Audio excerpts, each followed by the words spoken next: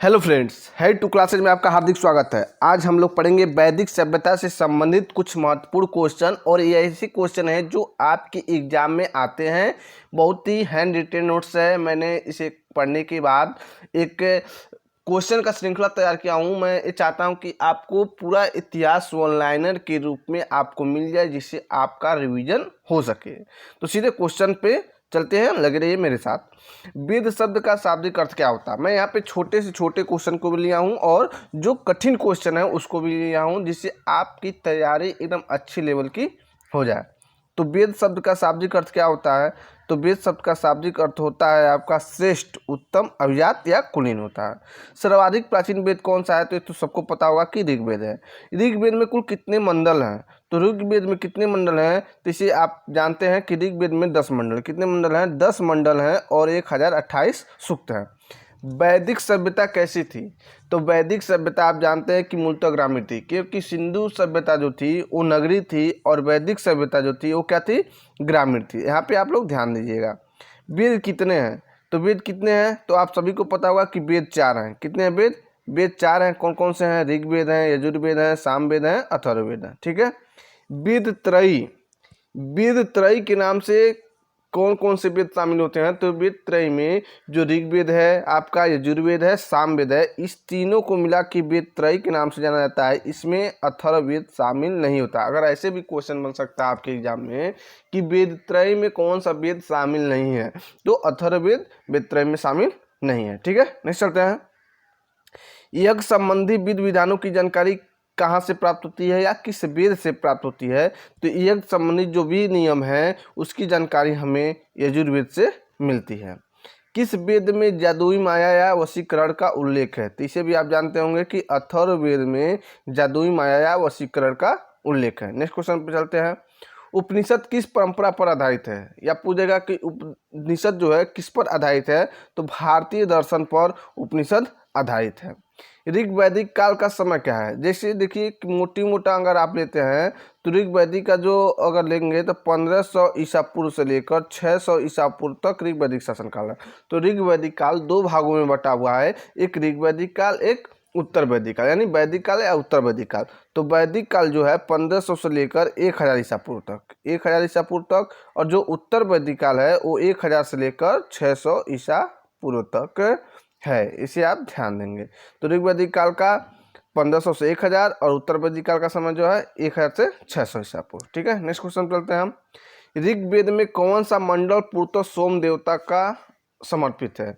तो 9वां जो मंडल है, कई बार एग्जाम में डायरेक्ट क्वेश्चन बना हुआ है कि 9वां मंडल किससे संबंधित है या सोम देवता को कौन सा मंडल समर्पित है? तो 9वां मंडल जो है आपका, 9वां मंडल जो है सोम देवता को समर्पित है। ऋग्वेद में इंद्र के लिए कितनी बार मंत्र का उल्लेख किया गया है? तो इंद्र के लिए 250 और अग्नि के लिए कितनी बार? 200। तो यहाँ पे ध्यान दीजिएगा, दोनों इंपॉर्टेंट क्वेश्चन टीजीटी में क्वेश्चन बना हुआ है। तो ऋग्वेद में इंद्र के लिए 250 और अग्नि के लिए 200। ठीक है। वैदिक काल में विभाजन का मुख्य आधार क्या है? तो जैसे जानते हैं कि जब वैदिक काल में, जब उत्तर वैदिक काल आते थे, लोहे का प्रयोग हुआ, इसीलिए ऋग वैदिक काल और उत्तर वैदिक काल में विभाजन हुआ। तो वही पूछ रहा है यहाँ पे कि वैदिक काल में विभाजन का मुख्य आधार क्या था? तो लोहे का प्रयोग था। ठीक है, नेक्स्ट क्वेश्चन पर चलते हैं। आर्यों के मूल निवास के संदर्भ में विद्वानों में मतभेद है। जो आर्यों का मूल निवास स्थान है उसके संदर्भ में अलग अलग विचारकों ने, अलग अलग विद्वानों ने अपने मतानुसार दिया है। तो यहाँ पे आपके एग्जाम में कई बार क्वेश्चन अगर बन जाता है तो ऐसे मध्य एशिया को बताया जाता है, कई लोग पश्चिम एशिया को भी बताते हैं, लेकिन अगर विचारक के मतानुसार पूछता है तो यहाँ पे आप एक बार एक नज़र सरसरी निगाहों से देख लीजिए। मैक्स मूलर के अनुसार जो आर्यों का मूल निवासी स्थान था वो मध्य एशिया बताए हैं। बाल गंगाधर तिलक जो है वो उत्तरी ध्रुव बताए हैं। डॉक्टर अविनाश चंद्र दास जो हैं सब संदेव प्रदेश बताए हैं। गंगानाथ झा हैं वो ब्रह्मर्ष देश बताए हैं।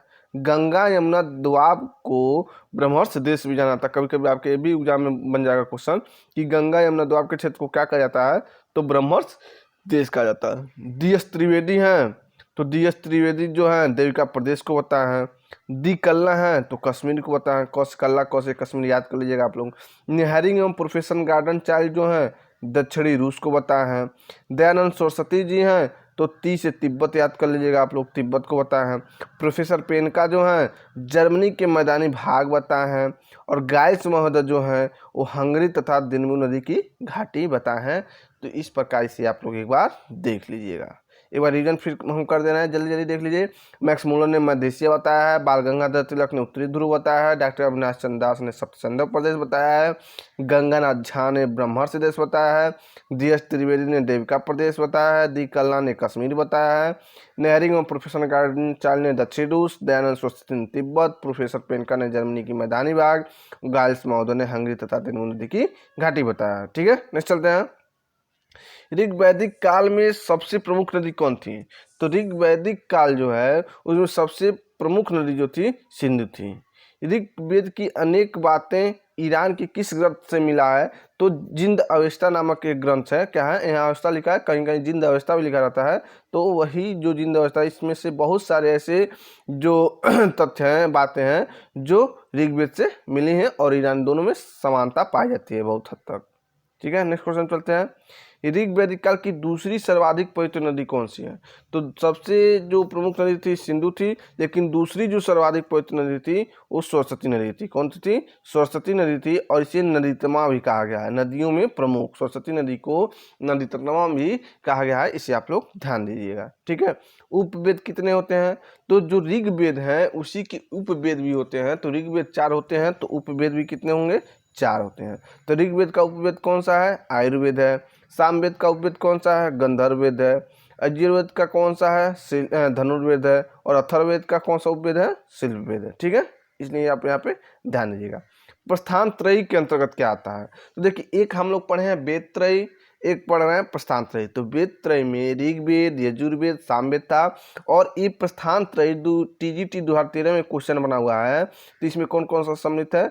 भागवत गीता, ब्रह्मासूत्र और उपनिषद। तो आप याद कर सकते हैं BBU। ठीक है, तो B से भागवत गीता, B से ब्रह्मासूत्र और U से उपनिषद। ऐसे आप आसानी से याद कर सकते हैं। तो प्रस्थान त्रय में भागवत गीता, ब्रह्मासूत्र और उपनिषद है। ठीक है, नेक्स्ट चलते हैं। ऋग्वेद के मंत्रों का उच्चारण करने वाले को क्या कहा जाता है? तो जो ऋग्वेद होता था उसके मंत्रों को उच्चारण करने वाले को होत्री कहा जाता था। क्या कहा जाता था? होत्री कहा जाता था। इसे आप ध्यान देंगे, कई बार एग्जाम में बना हुआ। यजुर्वेद के जो मंत्र जो उच्चार करते थे उन्हें अधर्यु कहा जाता था। सामवेद का होता था वो उद्गाता कहा जाता था। और अथर्ववेद का जो निश्चय करता था उसे ब्रह्मा कहा जाता था। तो यहाँ ध्यान दीजिएगा, एक बार फिर रिविजन कर दे रहे हैं कि ऋग्वेद के मंत्रों को उच्चार करने वाले को होत्री कहा जाता था, यजुर्वेद के अधर्यु कहा जाता था, सामवेद का उद्गाता कहा जाता था और अथर्ववेद का ब्रह्मा कहा जाता। ठीक है, नेक्स्ट चलते हैं। ऋग्वेद में गंगा एवं यमुना का कितनी बार उल्लेख है? जो ऋग्वेद है उसके 10वें मंडल में गंगा का एक बार, कितनी बार? गंगा का एक बार और यमुना का 3 बार उल्लेख किया गया है। तो आपके एग्जाम में क्वेश्चन बन सकता है कि ऋग्वेद में गंगा का उल्लेख कितनी बार किया गया है? तो 1 बार किया गया है और यमुना का 3 बार किया गया। किस मंडल में किया गया है? तो ध्यान दीजिएगा, 10वें मंडल में किया गया। ऋग्वेद में नदियों की संख्या कितनी बताई गई है?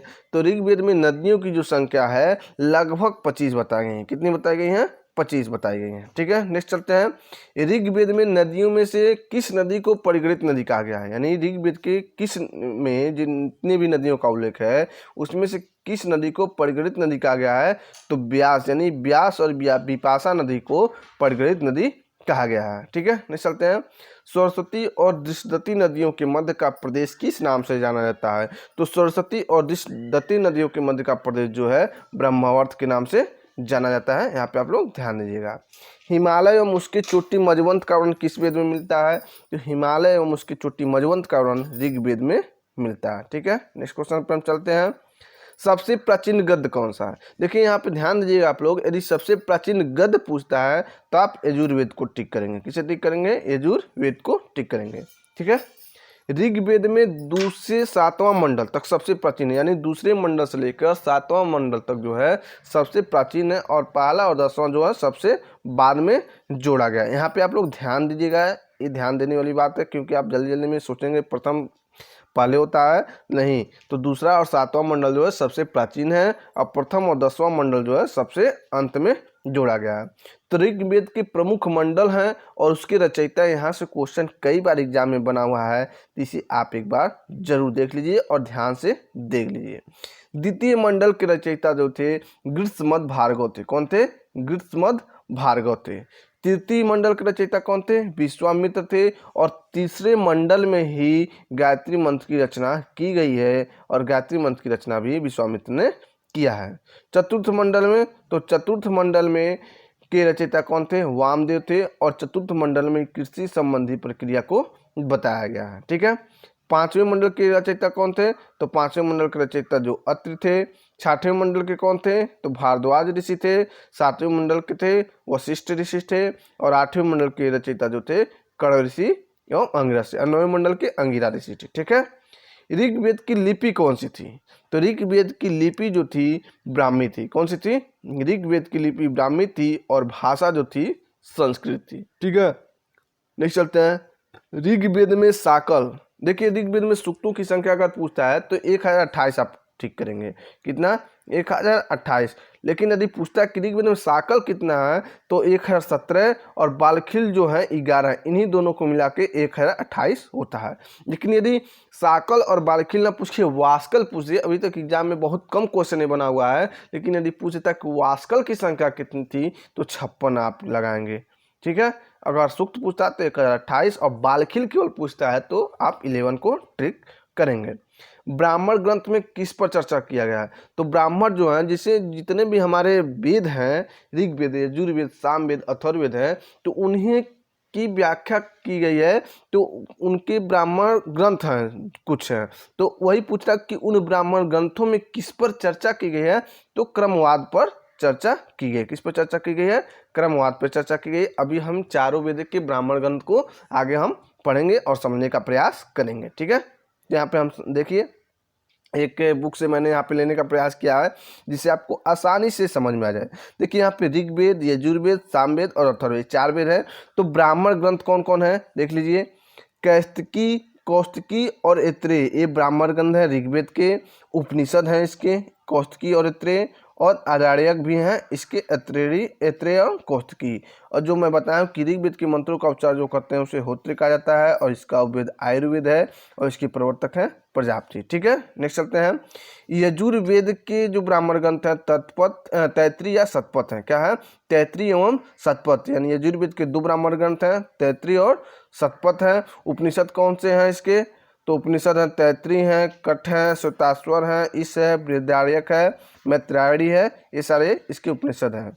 और आरण्यक कितने हैं? तो तैत्रीय है, बृहदारण्यक है, शतपथ है। और यजुर्वेद के मंत्रों को उच्चार करने वाले को अधर्यु कहा जाता है।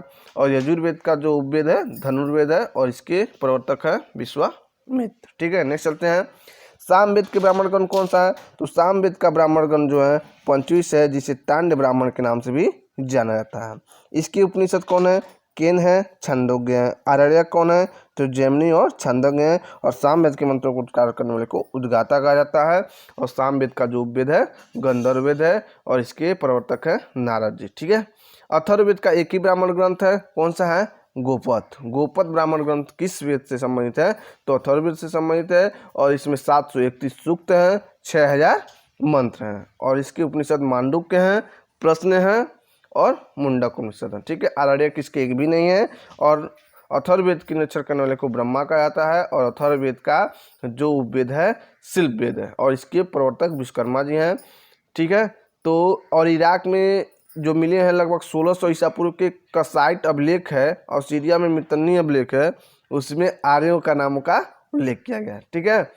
तो वीडियो यदि आपको अच्छा लगा हो तो वीडियो को क्या करिए, लाइक करिए और चैनल को क्या करिए, सब्सक्राइब करिए। और सब्सक्राइब करने के बाद बगल में घंटी के निशान को दबा लीजिए और दबाने के बाद अपने दोस्तों में शेयर भी कर दीजिए, क्योंकि ऐसे ही मैं जोरदार वीडियो आपके लिए लाऊंगा, वन लाइनर वीडियो लेके आऊँगा। अब पूरे इतिहास और संविधान को मैं ऐसे पढ़ा दूंगा जिससे आपके कम समय में आपका रिविजन हो जाएगा। आप किसी भी एग्जाम की तैयारी कर रहे हैं तो आपको यहाँ से सफलता मिलने की जानकारी आपको मिलेगी। और ऐसे कोई भी न्यूज, टीचर वैकेंसी या कोई भी ऐसी सूचना मिलती है तो मैं उससे आपको रूबरू करूंगा। जय हिंद, जय भारत।